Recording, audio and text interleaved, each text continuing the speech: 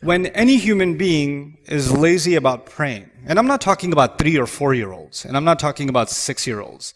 I'm talking about children that are now cognitive, they can ask intelligent questions, they're smart, the dad and the son or the daughter can play the same level video game, they can watch the same TV show, so they're at an ability where they can comprehend things at a higher level. They have some of the same interests that you have. If you're watching a game on TV, they're watching it with you, right? So they're not, at some things, they're at the same intellectual capacity as you. Of course, they're children, their brains haven't fully developed yet, but they're still lesser, but at some level they have become intelligent beings. And they're now, demonstrating their ability to make their own choices and to think for themselves and to ask intelligent questions. So, for those of you young men and women that are sitting in the audience, and I'm not going to call you children, I'll call you young men and women, let me just pretend that your dad is talking to you, or your mom is talking to you in this khutbah. I'm going to pretend I'm talking to my own kid when I'm giving this khutbah. And I'm not on a mimbar, I'm sitting at home just having a chat with my child. And how do I tell them to pray? The first thing I want to start by saying is there was a time, my dear, that I didn't know you, and you were not relevant to me. You didn't exist, I didn't care about you, never thought about you, you were nothing to me. Lam yakun shay'an madhkura. Quran says there was a time in the life of a human being where he was not remembered at all. And including me, I didn't remember you, I didn't know what your name was going to be, I didn't love you at all because you were zero to me, nothing to me. But then all of a sudden you came in my life. And even when I found out that your mom is going to give you birth while she was holding you in her belly, and even the mom, I used to wonder what you're going to be like, but I had no idea. I had no clue. Part of me was scared you'd be like me, but I had no idea what you would be like.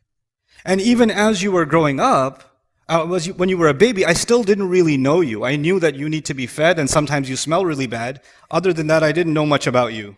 I had to clean you and feed you, but I didn't know much about you. And now that you're growing up, and we can talk and communicate now, and you're going to school, and we live in the same house, I just want you to know that this relationship wasn't always there.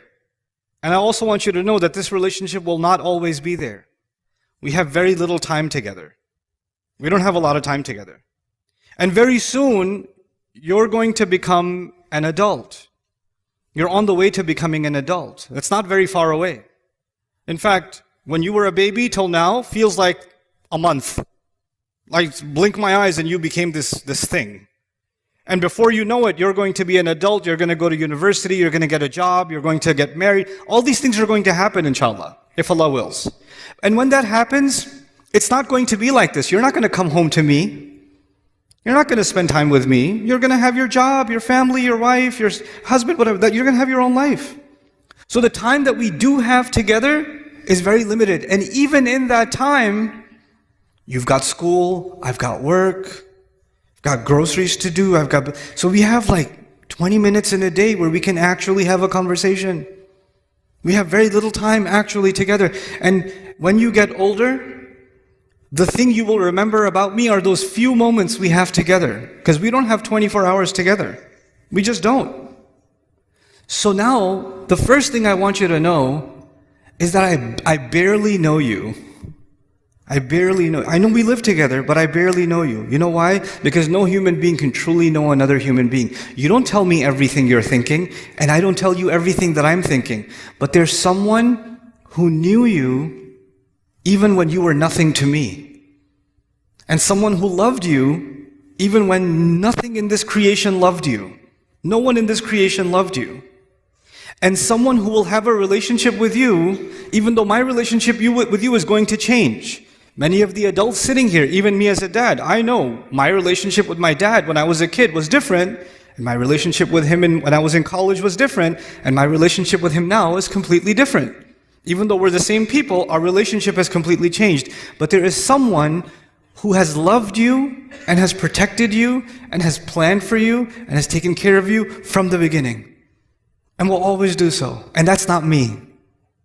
I'm just an episode in your life.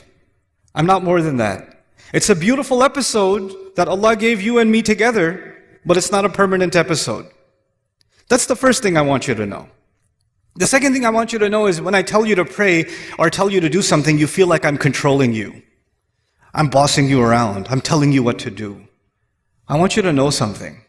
I can't control you. I can give you advice. I can be strict with you sometimes. That's true. But pretty soon you're going to get old enough where no matter how hard I yell and no matter how much I raise my voice and how frustrated I get, it won't matter because you're going to make your own choices. You're going to say, okay, Dad, I'll talk to you later. Okay, I gotta go. I got another call. And you're just going to hang up on me and you're going to do your own thing. And in fact, most of the time, I will not have any control over the choices you make. In fact, when you're at school and you're hanging out with your friends and you're talking to your friends, I don't control any of those conversations. And if I've already given you an iPad or a phone or whatever, and you're communicating with your friends, I have no control over the kinds of communications you're having. And even if I put parenting control apps on these devices, I still can't control what you're really thinking and what you're really doing. I can have some control, but I have very limited control. But there's someone who controlled every cell in your body, who controlled the microscopic fluid that you were, that made it inside the womb of your mother, that controlled the genetic sequence with which you would be created, the color of your skin, the way your hair looks, your eyes, the way your mind works, how tall and short you were going to. He controlled everything. He actually has control, I don't. I'm reminded of something the Prophet ﷺ told his daughter Fatima radiallahu anha. He said, Ya Fatima bint Muhammad, ittaqillah, fa inni la amliku laki min Allahi shay'a. Fatima, daughter of Muhammad, be mindful of Allah. I will have no authority with Allah in your case. Which brings me to my next point. Because I don't have control, the truth is, as protective as I am of you and I want you to do good, I don't control that and I'm not responsible for it either. Allah made every human being responsible for themselves. No, you see that if you get a driver's license one day and you cut a traffic light and the cop pulls you over, you're not going to say, can you talk to my dad? You're going to have to deal with that yourself. When your university professor is going to fail you in the class, you're going to say, hold on, let me call my mom. Nope, you're responsible yourself. In the court of law, you're responsible yourself. At the university, you're responsible for yourself. At your job, you're responsible for yourself. For your health, what you put in your body, you're responsible for yourself. For putting yourself in danger and hurting yourself, you're responsible for yourself. The older you're getting, the more freedom you have, the more responsible for yourself you are. You cannot be controlled by anyone and no one else is responsible for you. لا تزر وازرة وزر أخرى. Nobody will carry anybody else's burden. I am actually not responsible for you because Allah will, and on Judgment Day, absolutely, every one of us will come in front of Allah alone. Right now we're together, we live together, we're a family, we hug each other, I love you to death, I think about you all the time, but there's a day coming where we're going to be just as alone as we ever were in our existence. In fact, even if you come running to me at Judgment Day, it could happen that I'm going to run away from you. I don't know you, get away from me. I got my own issues right now. Because my relationship with you was these few microseconds compared to my relationship with Allah, which is a much bigger relationship. It's a lot older and it's going to last a lot longer. Right? And I have to deal with that relationship right now on Judgment Day. So this relationship, يَوْمَ يَفِرُّ الْمَرْءُ مِنْ أَبِيهِ وَأُمِّهِ. And all those ayat. A person will run from his mother, his father, his children, his siblings, his spouse. Some of you say running from the spouse, I already do that. Okay. Anyway. So, the next thing I want you to know is that I need to feel that you respect me. I need to feel that you love me. Just like you need to feel like I care about you.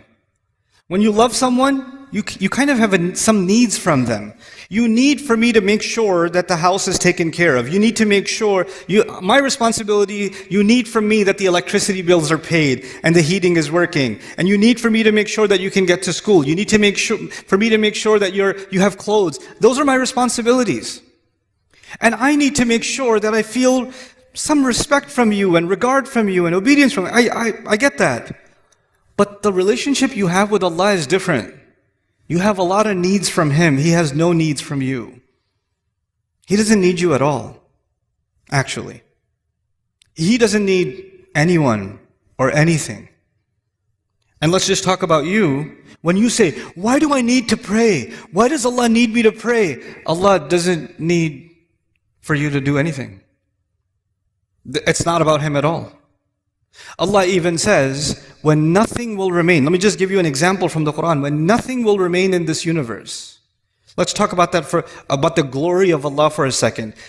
Recently, I was in Qatar during the World Cup. And the team that wins, so Argentina wins, and it's a glorious event, and they're being celebrated as champions, right?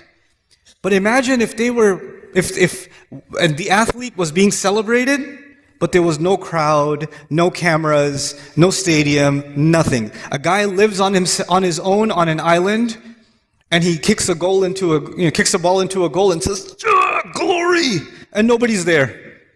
That sounds psychotic, doesn't it? To have glory, you need to have an audience.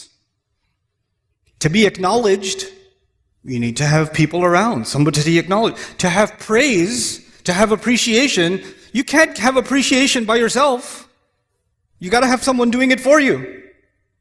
But Allah says, كُلُّ مَنْ عَلَيْهَا فَانٍ وَيَبْقَى وَجْهُ رَبِّكَ ذُو الْجَلَالِ وَالْإِكْرَامِ.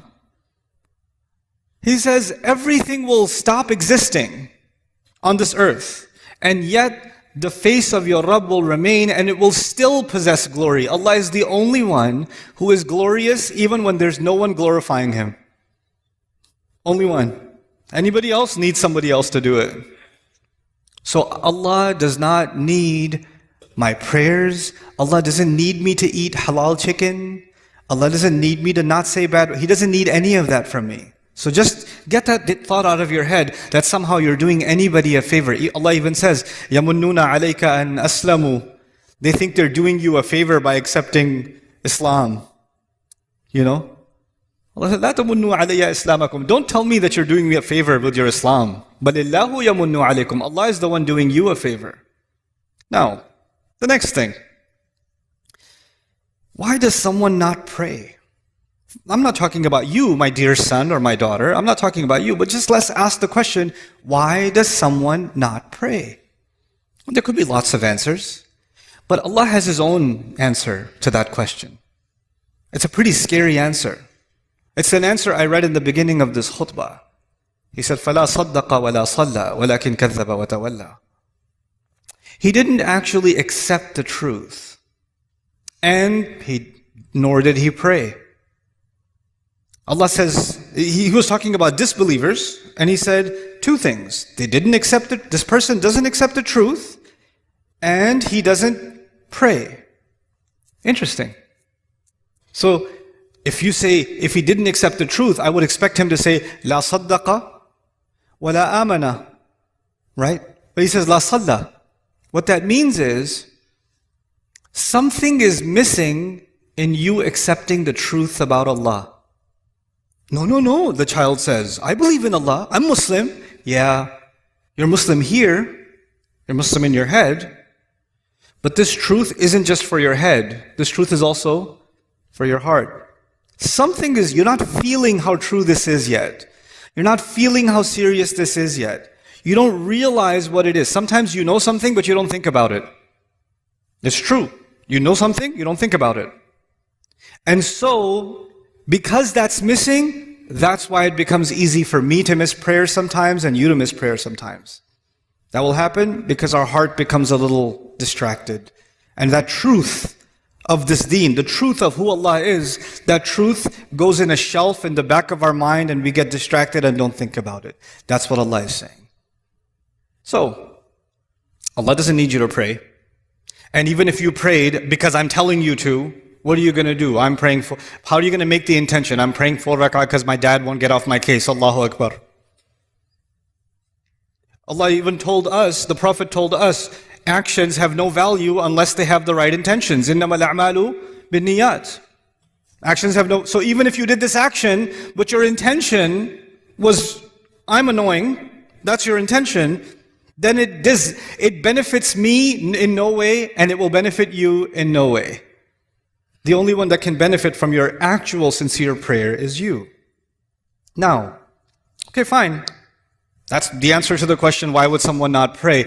2 more things to talk to you about. One of them is, what's the purpose of praying? Like, what's the point? Because you might think the purpose of praying is so you don't burn in hell. The purpose of prayer is because if you don't pray, Allah is going to hate you. The purpose of prayer is if you don't pray, you're just going to get punished. Or you won't even be a Muslim anymore. The angels will curse you and all this negative stuff. Allah didn't mention those purposes. The purpose of prayer is not to get away from something negative. The purpose of prayer is to run towards something positive. That's the purpose of prayer. Do you know the difference between the student who's studying so they don't fail and the student who's studying because they love the subject? One student is studying because of something positive. The other student is studying because they're trying to escape something negative. An employee who loves their work and an employee who just doesn't want to get fired. They're doing the same exact job. Same exact job. But one of them is so happy, so filled with joy. And one of them is so depressed and so miserable. Why? Because one of them is doing this to escape something negative. And the other one is doing it to go towards something positive. Allah in the Quran, when He told me about the prayer and why we should pray, what's the point of the prayer? He said, He told Musa alayhi salam this when he met him. He said, أَقِمِ الصَّلَاةَ لِذِكْرِ is make sure you maintain the prayer so that you can remember me. Maintain the prayer so you can remember me. I told you already, my relationship with you is very limited.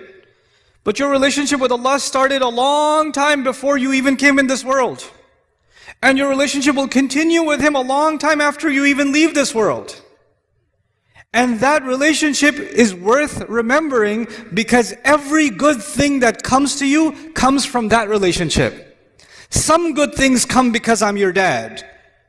Some good things, but all the good things that come to you only come to you because of that relationship. So if you want all the positive things to stay in your life, you must remember where all of the khair comes from, all of the ni'mah comes from, all of the rizq comes from, all of the guidance comes from. So Allah says the best way you can remember that is that you remember Allah by prayer. The best way to remember Allah is the prayer. أَقِمِ الصَّلَاةَ لِذِكْرِ. That's why you should pray. And finally, okay, that's why you should do it. But just because you're doing it for the right reasons, that's not Allah says that's not enough. There's some benefits too. There's some good things will come your way when you truly remember Allah. When you truly remember Allah the way He wants you to. And the way He wants you to is these prayers.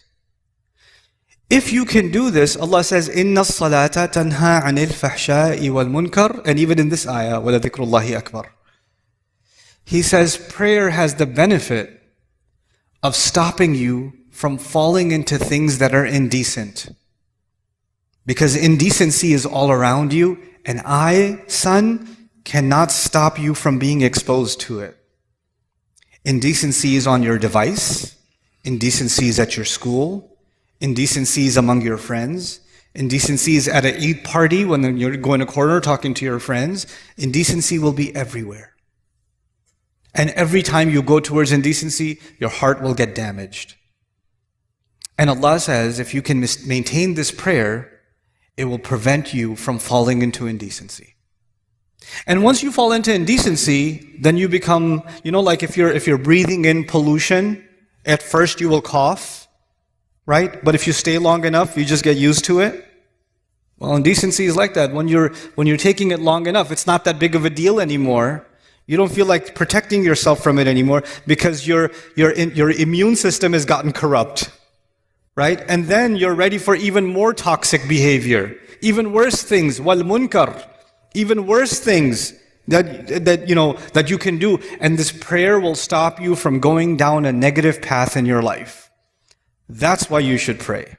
Now, these are the reasons you should pray, not because I'm telling you to pray.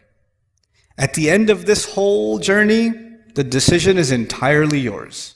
Because Allah might take me tomorrow. Allah might take me a year from now. And that relationship you and I have, even if we lived 100 years, we can't live longer than that. There's a time where this is going to end. But that relationship, if you really want to respect and honor that relationship, pray. That would be my advice to you.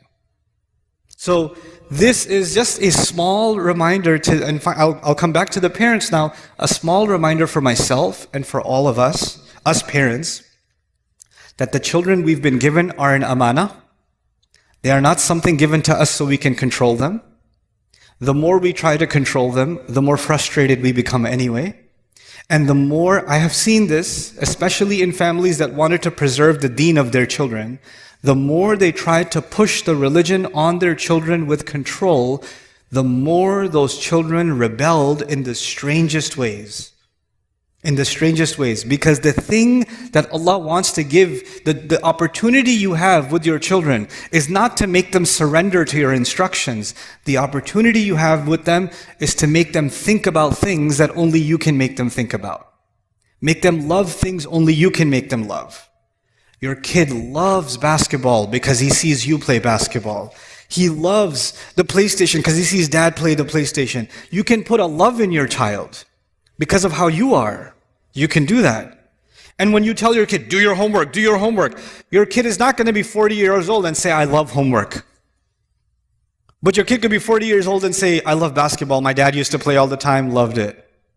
What you love gets transferred over. What you instruct gets rejected. That's your reality. Forget your children. That's your own reality. Some of the things you love about your dad are the things that were passed down by love. And some of the things you hate about your dad are the things that he tried to shove down your throat. That's the reality of everyone sitting here. Even if you don't say it out loud, because we love our parents and we respect them, but there are some things that we didn't take from them. And there are some things we did, and the only things we did were the ones that were passed down by love. And that's actually the ishara given to us parents in the ayah of Surah Al-Isra. رَبِّ ارْحَمْهُمَا كَمَا رَبَّيَانِي صَغِيرًا. Rabbayani means when tarbiyah is used for growing a plant. You have to take care of the plant. You have to be delicate with it. You have to nurture it. You have to provide it soft soil. You have to remove the weeds from it. You can't yell at the plant. You can't say, get up already, grow already. You have to let it take its time. You have to see sometimes insects come and bite some of the leaves, and you have to remove the insects. And you cannot just, you have to sometimes be a little bit harsh with it, but just enough that the insect is removed, and then you have to water it again. This is us and our kids.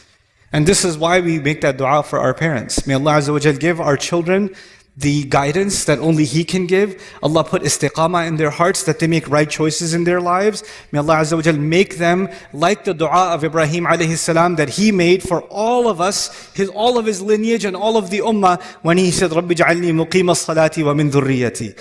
My Rabb, make me someone who established the prayer and from among my children also. And may Allah give the parents here, myself and all of you, make us examples of loving Allah and loving the prayer, so that our children fall in love with the prayer just because of the way we love the prayer. Barakallahu li wa lakum fil Qur'an al-Hakim wa nafa'ani wa iyyakum bil ayati wa dhikr al-Hakim.